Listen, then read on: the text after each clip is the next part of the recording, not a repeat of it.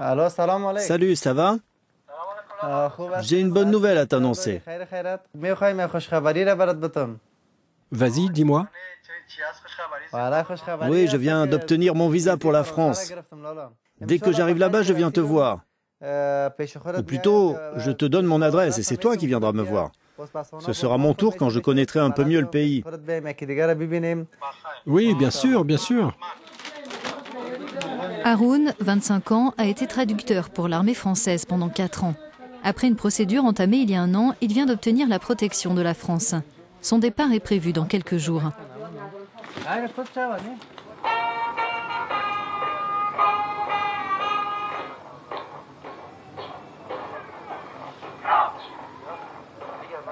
Je n'oublie pas ces jours qu'on a travaillé avec les militaires.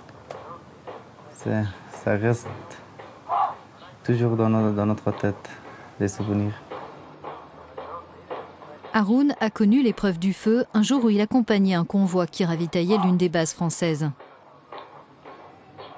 Pour un moment, je pensais qu'on est mort parce que les insurgés étaient sur un point caractéristique sur la montagne et on était en bas. C'était très dangereux et j'ai eu un peu peur parce que tout le monde criait. Heureusement, on a riposté, on a continué, on a accéléré, on a continué le trajet. Et l'armée nationale est venue pour nous aider. Après, c'est bien passé. Sinon, on était morts. Malgré les apparences, la guerre ne s'est pas arrêtée au départ des troupes françaises en 2014. La rébellion des talibans continue et Haroun est aujourd'hui considéré comme un traître. Je suis fier parce qu'on a aidé les militaires français. C'était ma responsabilité de travailler, d'aider, travailler, coopérer avec les militaires français, l'OTAN, tout ça. Je suis fier, je ne regrette pas. Mais pour le jeune homme, le prix à payer, c'est la fuite. Avant le grand départ, il célèbre la fin du Ramadan en famille. Joyeux Aïd à vous.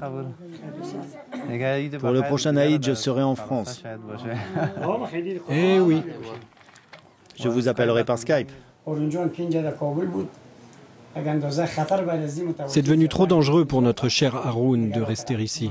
On est content qu'il parte en France parce qu'il va pouvoir vivre dans un pays en paix. Que Dieu veille sur toi. On n'a pas d'autre choix. Notre vie est vraiment en risque. Et si un jour l'Afghanistan sera en paix, on peut revenir pour reconstruire l'Afghanistan. Mais quand est-ce que ça arrive, on ne sait pas.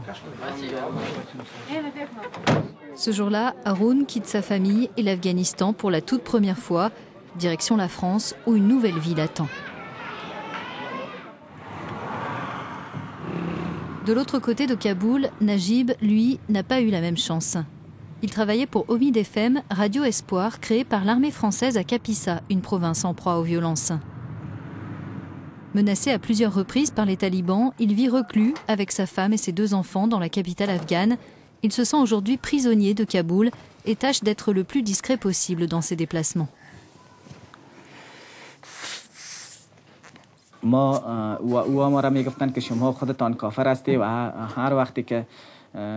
nous disait, vous êtes tous des infidèles, et si on vous attrape et qu'on vous capture, on vous tue, soit en vous coupant la tête, soit en vous brûlant vif.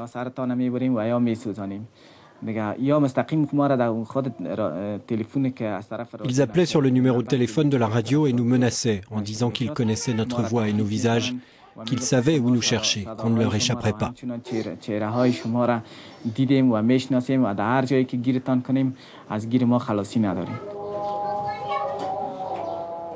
Najib est loin d'être le seul dans ce cas. Sur les 300 anciens interprètes qui ont sollicité l'ambassade française l'an dernier pour obtenir une relocalisation en France, seule une centaine ont pu partir avec leur famille. Les autres ont été déboutés. Najib retrouve ses amis, anciens interprètes pour les Français, dans une maison d'un quartier ultra sécurisé de la capitale afghane.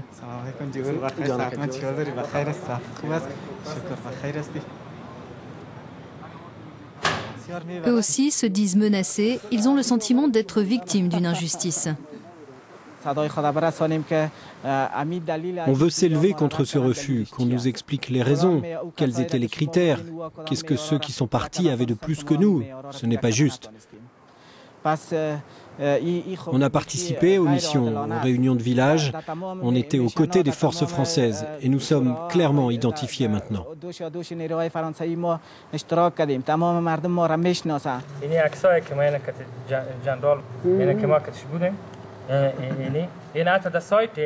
Ça vient du site internet du ministère français de la Défense.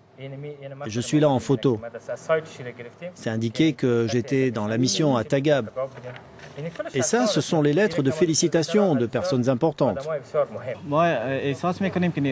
On a le sentiment que les forces françaises ont abandonné une partie de leurs hommes ici.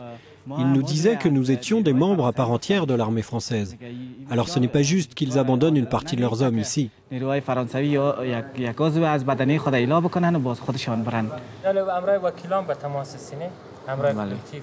En France, un collectif d'avocats a lancé une procédure de recours.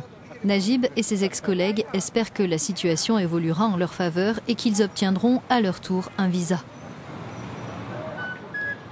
En Afghanistan, ils sont nombreux à avoir travaillé pour les forces internationales au cours de leurs missions militaires et civiles. Cela représentait une manne financière dans l'un des pays les plus pauvres du monde. Pour vivre à Kaboul, vivre bien, avoir des revenus moyens, il faut avoir un bon emploi.